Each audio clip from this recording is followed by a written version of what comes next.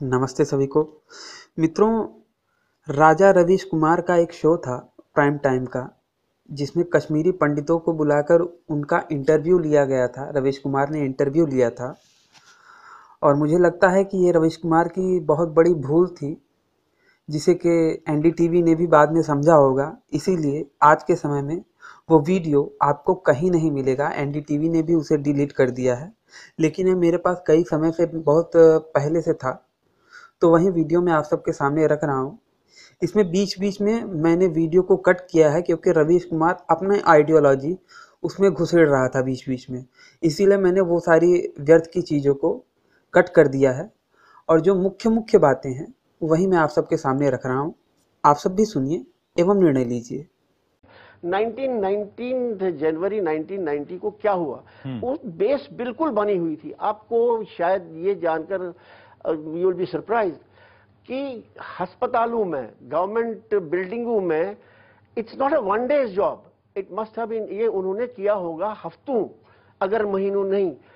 अस्पताल के SMHS hospital बहुत बड़ा अस्पताल है, मैं वहां गया, मैंने वहां देखा, वहां प्लास्टर की हुई थी वॉल्स, ला शर्किया, ला गरबिया, इस्लामिया, इस्लामिया। हम क्या चाहते, रिपब्लिक ऑफ अल जमहूरिया इस्लामिया कश्मीर, ये चीजें हैरानगी की बात, कोई इनको छूता ही नहीं।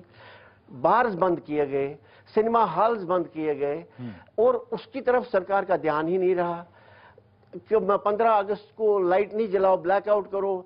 जिसने ब्लैकआउट नहीं किया उसको गोली मार दी और किसी ने कोई चिंता ही नहीं की। पहले मैं ये कहना चाहता हूं कि ये बात सही नहीं है कि अचानक 19 जनवरी 1990 को एक आतंकवाद का विस्फोट हो गया। हाँ, नहीं वो प्रक्रिया तो बताया टिक्कू साहब। प्रक्रिया उन्होंने बताई, लेकिन उन्होंने कहा कि वो जैसे वो रह रहा था, रह नहीं रहा था, सह रहा था। और उस सहने की प्रक्रिया में वो अपने आप को खो रहा था। वो मार्जिनलाइज यानी हाशिए पर कर दिया गया था। सिर्फ नौकरियों का सवाल नहीं था, उसकी अस्मिता पर भी चोट हो रही थी। और उस सब को वो जैसे तैसे निभाने की कोशिश इसलिए कर रहा था कि अपनी मातृभूमि से वो उखड़ना नहीं चाहता था, अपने देश से वो उखड़ना नहीं चाहता था, इसलिए वो जैसे तैसे समझौता कर रहा था। और 1990 की 19 जनवरी से पहले 1986 में भी एक प्रकार का समझे पर्दा उठाया गया, जबकि कश्मीरी पंडितों को अनंतनाग में उन पर आक्रमण किए गए, उनके मकान जलाए गए, उनके मंदिरों को तोड़ा गया, उन्हें हर तरह से हरास किया गया। वो एक पर्दा उठाव वाली बात थी, एक प्रिल्यूड था। और उस समय भी कश्मीरी पंडितों के सामने यह सवाल आ गया था कि क्या हमें कश्मीर में रहना हमारे लिए संभव है। उस समय भी यह सवाल आया था, लेकिन उस समय जैसे तैसे उन्होंने समझौता कर लिया। उसके बाद 1990 में जो कुछ हुआ वो एक लंबी प्रक्रिया की चरम सीमा थी, और तब जाकर वो वहां पर विस्फोट हुआ।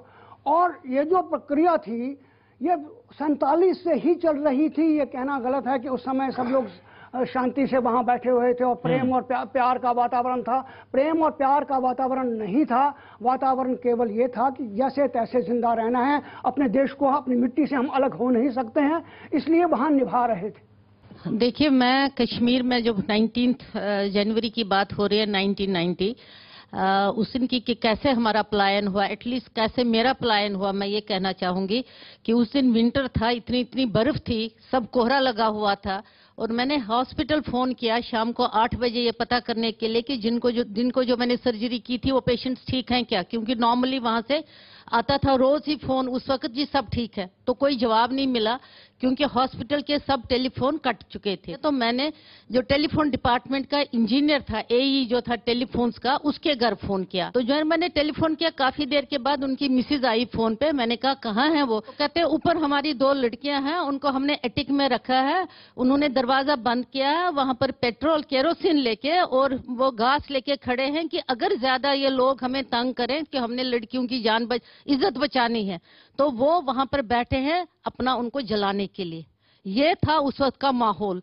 और वो लास्ट डे था जब मैंने अपने घर को पलट के देखा। मैंने कहा ये घर है, अच्छा अब मैं कभी नहीं देखूंगी, और मैंने वो कभी नहीं देखा। लेकिन ये त्रासदी मन में जो है कि आप जिस जगह पैदा हुए, बड़े 50 साल तक आपने काम किया, आपकी वो कर्म भूमि थी, और वहां जब आप जाएंगे कहाँ रहेंगे। मैं जाऊंगी, जरूर जाऊंगी, जिस दिन वहां पर हम कश्मीरी पंडितों के लिए एक सेपरेट होमलैंड नहीं होगा, जरूर जाऊंगी, उस दिन जाऊंगी। नहीं केवल पाप का बागी व्याध, जो तथास्थ हैं समय लिखेगा उनका भी अपराध। थोड़ा एक्सप्लेनेशन के लिए, व्याध शिकारी, तथास्थ जो अलूफ उस टाइम पे रहे। तो 1990 में खाली शिकारी ही अपराधी नहीं थे, जो अलूफ रहे उनका भी समय इतिहास लिखेगा, उनका भी समय, उनकी कहानी भी लिखेगा।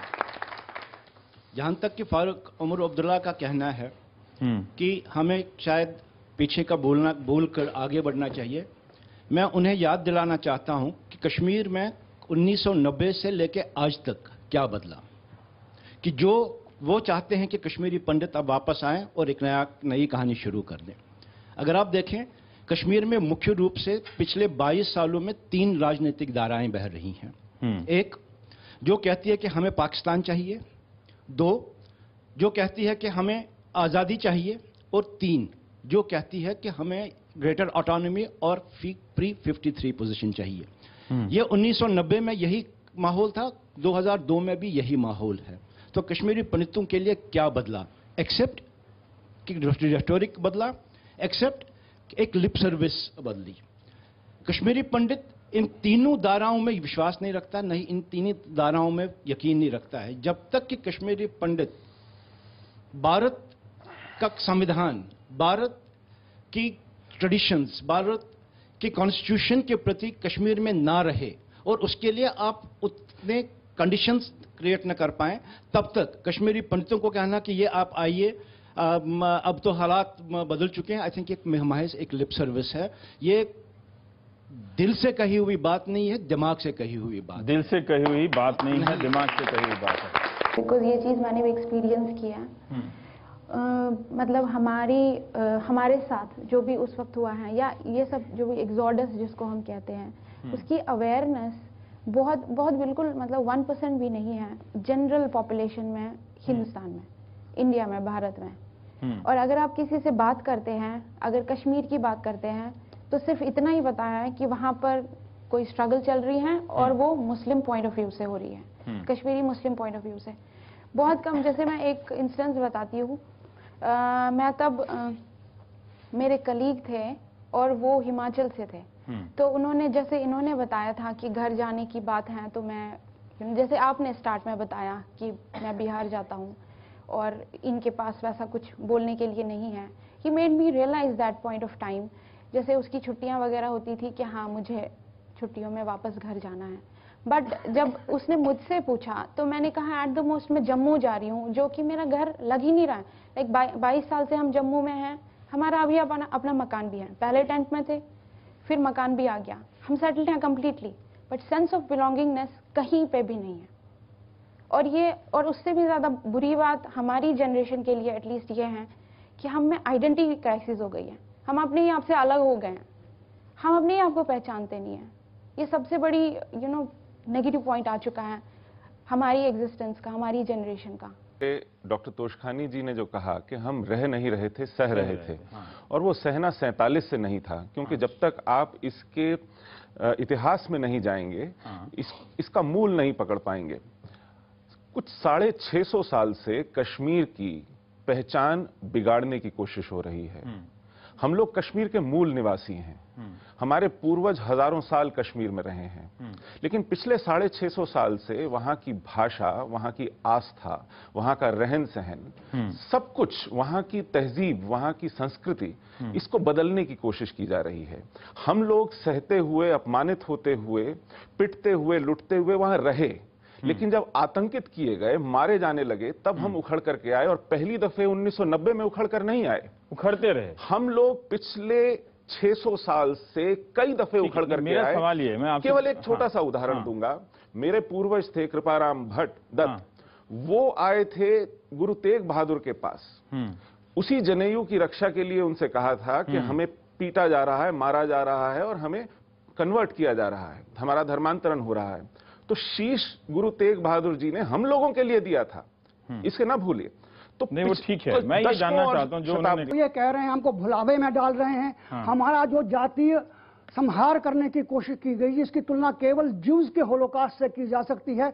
उसको भूलने की, उसको हम भूल जाएं, ये कोशिश कर रहे हैं। दूसरी ओर से वो उन्हीं शक्तियों से, उन्हीं अलगाववादी शक्तियों को की खुशामद कर रहे हैं। कभी बॉर्डर्स को पोरस बनाने की, कभी वहाँ से जो आतंकवादी यहाँ से हथियारों की शिक्षा लेने गए थे उनके लिए रेड कार्पेट, लाल कालीन बिछाने की बात कर रहे हैं। कभी वो उन्हीं की बिल्कुल ऐसा लगता है कि वो उन्हीं की भाषा बोल रहे हैं कि जो AFS वो एक और से वो चाहते हैं कि कश्मीर में जो है वो अलगाववादियों की मांगों को पूरा किया जाए, उनके साथ समझौता किया जाए, उनके साथ बातचीत की जाए। और दूसरे ओर से हम कैसे उस वातावरण में रह सकते हैं जहां भारत से अलगाव की बात की जाए। मैं एक छोटा सा उदाहरण दूंगा। एक प्रोफेसर JNK में नौकरी कर रहा था, प्रोफेसर वायरिकू, यूनिवर्सिटी डिपार्टमेंट ऑफ मैथमेटिक्स में ही was one of the top professors. और जब ये एक्सोडस हुआ, जब वो यहाँ आए, उनको सैलरी नहीं मिली। सैलरी के लिए उनको बेचारे को अब यहाँ हाई कोर्ट में रिट दायर करनी पड़ी। मैं आपको JNK का स्टैंड बता दूंगा, कश्मीर का स्टैंड। जब रिट हमने फाइल करी तो कश्मीर के डिपार्टमेंट का रिप्लाई जो है, रजिस्ट्रार एंड वाइस चांसलर का, इनको मालूम नहीं होगा, वो लिखते हैं, और वो भी एफिडेविट में, कि ये जब चले गए इन्होंने अपने साथ पूरी लाइब्रेरी ले ली। शॉकिंग। हाँ। फिर उन्होंने एक और चीज सोची कि चलो हिंदुस्तान में ही रहने दो कश्मीर को, लेकिन इसको इस्लामिक रिपब्लिक बनाओ। तो उसमें कौन आड़े तुम्हारे आता है? तुम्हारा कश्मीरी पंडित नोन फेस एक तो है, एक तो काफिर है, एक तो हिंदुस्तानी है, इसको तो दफा करो। और उसको इस बेदर्दी से दफा किया कि कहते कहते मैं यहाँ सारे रो पड़ेंगे। कैन यू इमेजिन, एक ब्यूटीफुल कश्मीरी पंडित औरत को first she is raped, then she is sawn into two, आरे पर लगाकर उसके 2 टुकड़े किए गए। माई ओन सिस्टर 29 अक्टूबर अपने बड़े भाई के घर से आ रही है, हब्बा कदल में उसको गोली मारकर हलाक कर दिया। इनका कोई भी बड़ा त्योहार हो, इनका एक ही नारा होता है, ये मुल्क हमारा है, इसका फैसला हम करेंगे। मीन्स इंडिया पाकिस्तान का मैच हो, अगर इंडिया जीतेगी तो गालियां हमको, पाकिस्तान जीतेगी तो नारे। जानने के लिए बहुत जरूरी ललित कि कश्मीरी हिंदू को टारगेट क्यों किया गया उसको टारगेट, उसमें नहीं, उसमें बहुत जरूरी है, बहुत जरूरी है जानने के लिए। कश्मीरी पंडित को इसलिए टारगेट किया गया कि वो एक जीता जागता सिंबलाइज करता था हिंदुस्तान, भारतीयता को प्रेजेंट करता था वहां पे। और दूसरी और एक चीज और, हम लोग एक गेटोज की तरह नॉर्मल, ये परिभाषा एक माइनॉरिटी की ये है कि वो गेटोज में रहते हैं, एक संक्षिप्त इलाकों में संक्षिप्त संख्या में रहते हैं। हम लोग पूरी वादी में फैले हुए थे, कई ऐसे गांव में जहां पे एक मंदिर था, एक घर था, और वो फंक्शनल मंदिर था। तो मतलब ये कि कश्मीर के कोने कोने में हिंदुस्तान की भारतीयता का प्रतीक है कश्मीरी। इस सवाल का जवाब दे दीजिए। हाँ, ये सवाल है, आप उड़ीसा से आए हैं, बहुत ध्यान से। ये कसूर है भारत की जनता का, ये टोटल कसूर है भारत की जनता का, जिन्होंने हमें इग्नोर किया, हमें नोवेयर लैंड में पीपल बना दिया और अब हमें इनविजिबल बना दिया। ये कसूर है। ईस्ट यूरोप में ऐसे कई किस्से हुए हैं, दुनिया उठती है, यूनाइटेड नेशंस उठता है, USA ने टुकड़े कर दिए यूगोस्लाविया के, बोस्निया के आपके सामने हिसाब है, लेकिन हम वो हैं कि हम एग्जिस्ट ही नहीं कर रहे हैं। इंडियन गवर्नमेंट ने तो एब्डिकेट की अपनी रिस्पॉन्सिबिलिटी। इंडियन गवर्नमेंट से हम डिसल्यूजन होकर यहाँ आ गए हैं।